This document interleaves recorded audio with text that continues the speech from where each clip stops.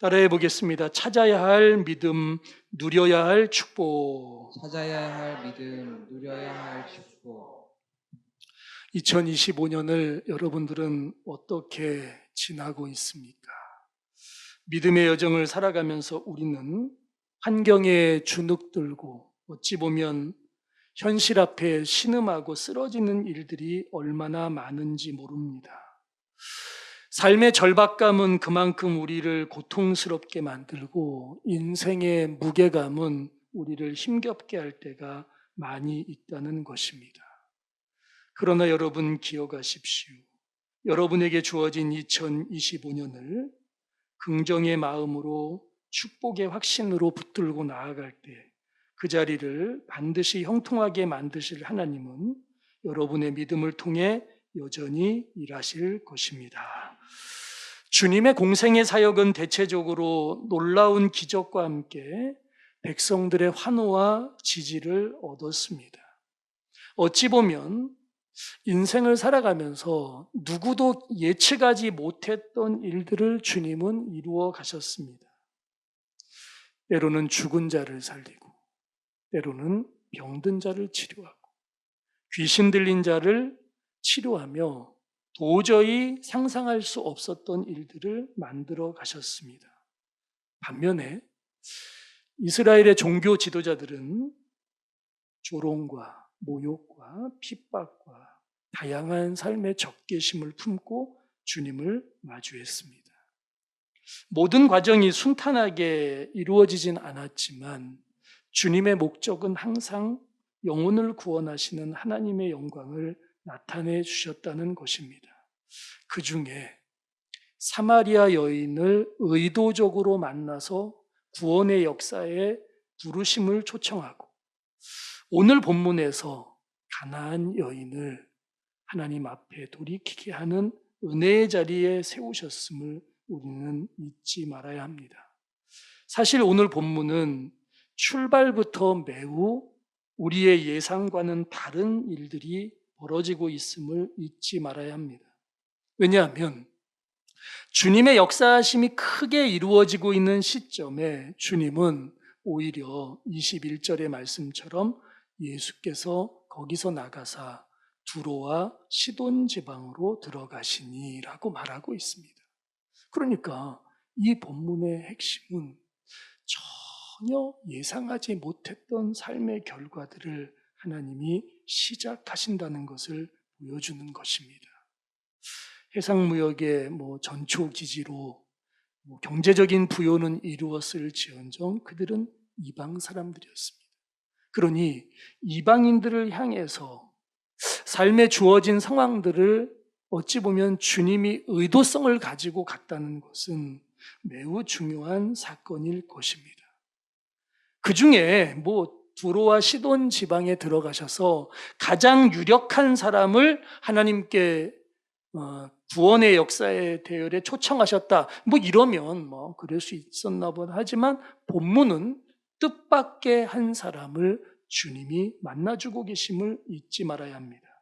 22절 말씀 보면 가나안 여자 하나가 그 지경에서 나와서 소리질러 이르되 주 다윗의 자손이여 나를 불쌍히 여기소서 내 딸이 흉악하게 귀신 들렸나이다 하되라고 말하고 있습니다. 이 말의 핵심은 어떤 것인가 생각해 보면 이 가나안 여인은 다른 사람이 생각해 볼 때도 전혀 무슨 주목을 받을 만한 그런 여인이 아니었다는 것입니다.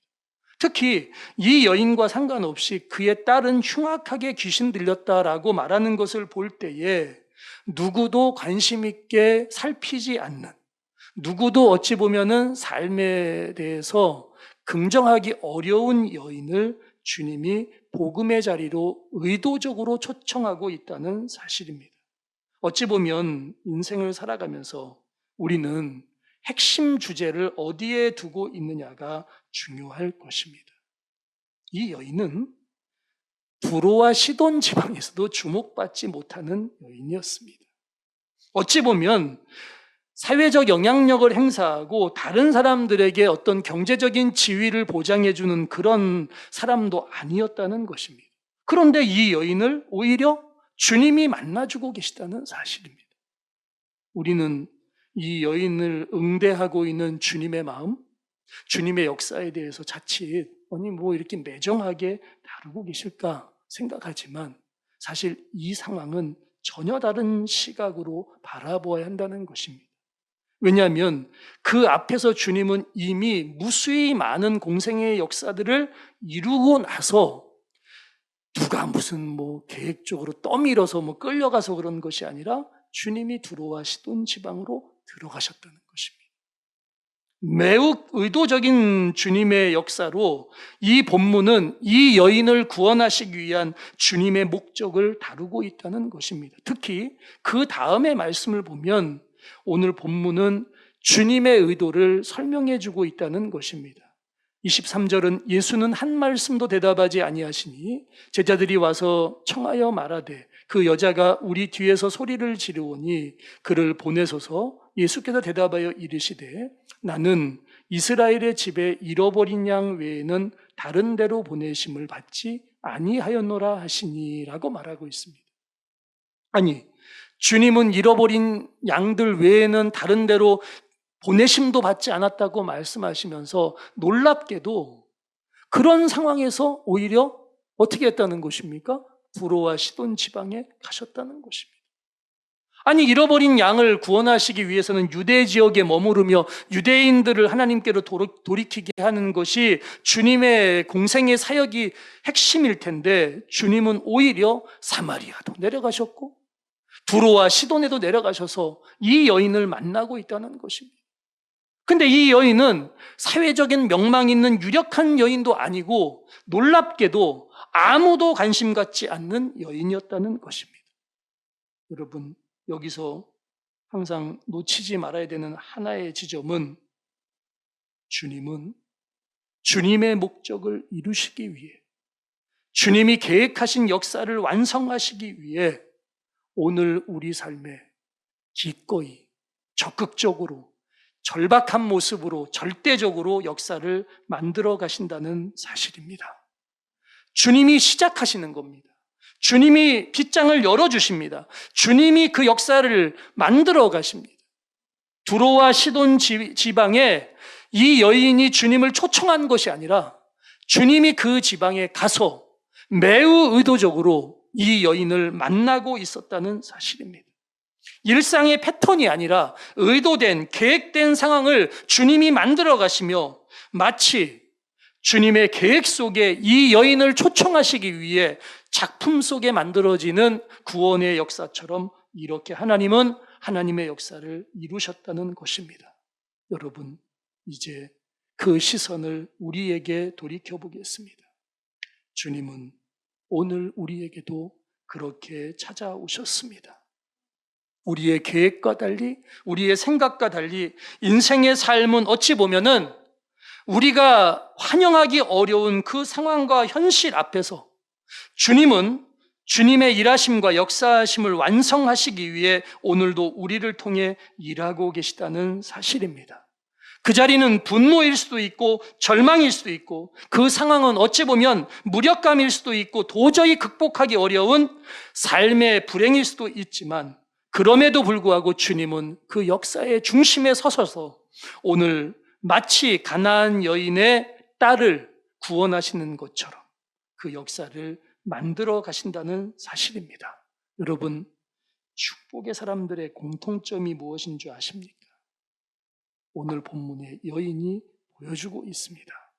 25절 말씀 보면 여자가 와서 예수께 절하며 이르되 주여 저를 도우소서. 대답하여 이르시되 자녀의 떡을 취하여 개들에게 던짐이 마땅하지 아니하니라. 여자가 이르되 주여 올소이다마는 개들도 제 주인의 상에서 떨어지는 부스러기를 먹나이다 하니라고 말합니다.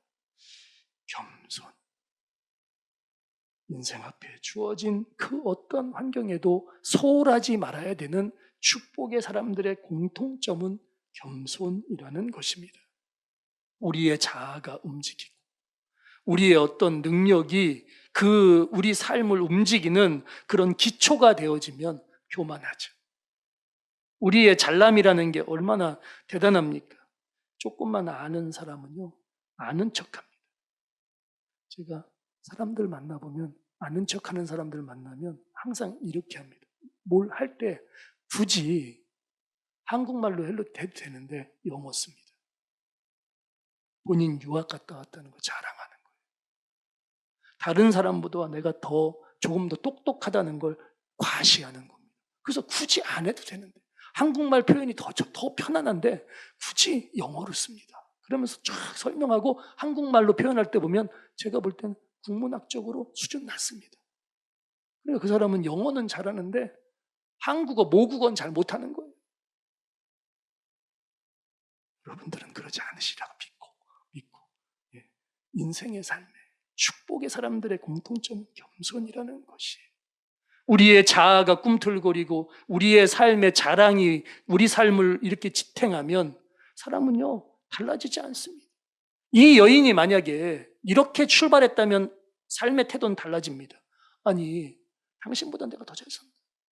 주님은 목수인데 나는 그래도 이 해상무역의 번영의 경제의 중심 도시에 살고 있는, 나는 그래도 경제적으로 당신보다는 훨씬 낫습니다. 뭐 이렇게 접근했다면 문제가 달라지겠죠. 삶이라는 가치를 부여할 때 태도의 문제가 왜 중요한지, 이 여인은 출발에서부터 이렇게 말하지 않습니까? 자녀의 떡을 취하여 개들에게 던짐이 마땅하냐, 이렇게 답변하고 있는 주님의 말씀에 제 주인의 상에 떨어지는 부스러기도 먹습니다. 이렇게 답변하고 있는 겸손. 여러분 믿음 생활도요, 주님의 은혜를 사모하고 그 역사를 이루어가는 축복의 시작들을 잊지 말아야 합니다. 그래서 믿음의 삶을 살아가면서 항상 잊지 말아야 될 것은 겸손으로 마주하는 거예요. 왜 기도하는 줄 아십니까? 아니, 우리가 삶의 계획표가 없습니까? 인생의 경영의 방식을 모릅니까? 근데 왜 기도합니까? 우리의 생각의 경계보다 주님께서 이루어 가시는 구원의 역사가 더 중요하다는 것을 겸손히 인정하는 것이 기도입니다. 예배 드리는 것 왜 드리는 줄 아십니까? 예배는 축복의 가능성의 빗장을 주님 앞에서 열겠다고 고백하는 것입니다. 우리는 예배를 그냥 정성껏 드리다라고 말하지만 예배는 무엇보다 하나님의 위로와 은혜가 출발되어지는 시간이기 때문에 그 축복의 빗장을 주님 앞에 열겠다는 우리의 신앙의 고백이 예배에 담겨 있어야 하는 것입니다. 그래서 우리에게 주어진 시간을 우리가 어떻게 만들어갈 것인가? 주변 상황이 좋아지고 환경이 나아지고 이왕이면은 삶의 어떤 지형이 견고해진다? 아니요, 그런 거 아니고 그 자리에 하나님의 도우심과 하나님의 일하심과 하나님의 역사하심의 위로가 우리의 삶을 움직이는 게 더 중요하다는 것입니다. 이 여인은 지금 그 어떤 환경보다, 그 어떤 상황보다 주님의 위로를 사모했다는 것입니다. 답변입니다. 이에 예수께서 대답하여 이르시되 여자여, 네 믿음이 크도다. 네 소원대로 되리라 하시니 그때로부터 그의 딸이 나으니라. 여러분, 그동안 주님은 병든 자를 치료하는 많은 다양한 방식을 보여주셨습니다. 그런데 이 본문은 이렇게 말씀하십니다. 여자여, 너의 믿음이 크다. 너의 소원대로 될 것이다. 그때로부터 그의 딸이 나으니라. 이 가나안 여인의 딸은 등장하지도 않습니다. 이 여인의 믿음과는 아무 상관도 없었습니다. 놀랍게도 이 축복의 역사는 이 여인의 믿음, 이 여인의 겸손, 그리고 그 여인의 열정, 그 간절함이 만들어낸 은혜였다는 사실입니다. 여러분, 여러분의 가정은 어떻게 세워가고 있습니까? 여러분의 삶의 환경은 어떻게 만들어가고 있습니까? 오늘 이 가나안 여인의 믿음, 그리고 그 여인의 축복과 은혜가 이 여인에게만 국한된 것입니까? 아니면 여러분에게도 포함되는 것입니까? 믿음의 삶은 항상 진심을 담고 중심을 하나님께 드리며 여러분의 간절함을 하나님께 아뢰는 겸손이 필요합니다. 그래서 무엇보다 여러분의 마음을 하나님께 드리는 것입니다. 그러면 그 자리를 바꾸시는 하나님의 은혜와 축복이 있는 것입니다. 여러분, 믿음의 삶을 살아가면서 때로는 여러분이 주인 되었던 삶의 방식이 있을 것입니다.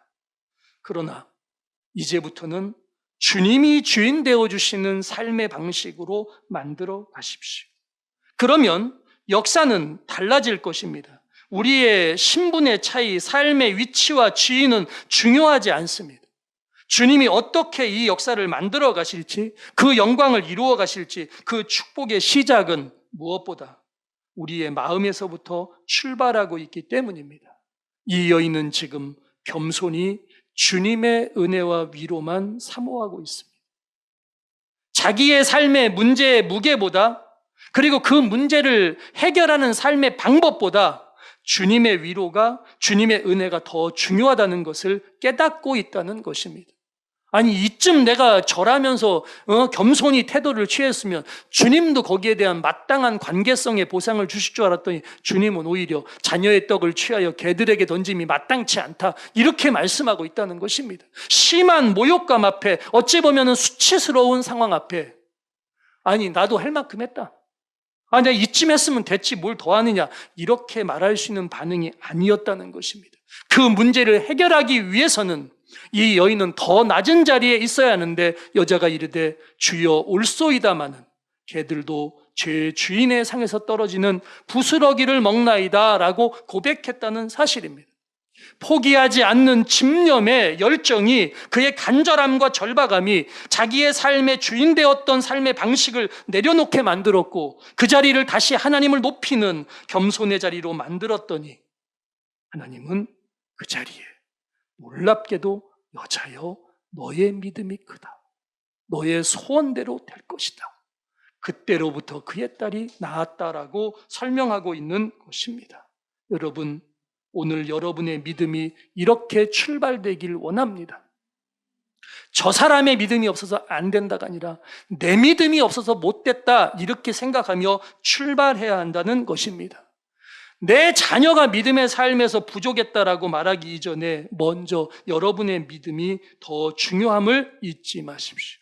이 여인은 자신의 믿음으로 자신의 딸을 치료받게 하고 구원받게 했다는 사실을 성경이 설명하고 있는 거예요. 제가 만든 얘기가 아닙니다.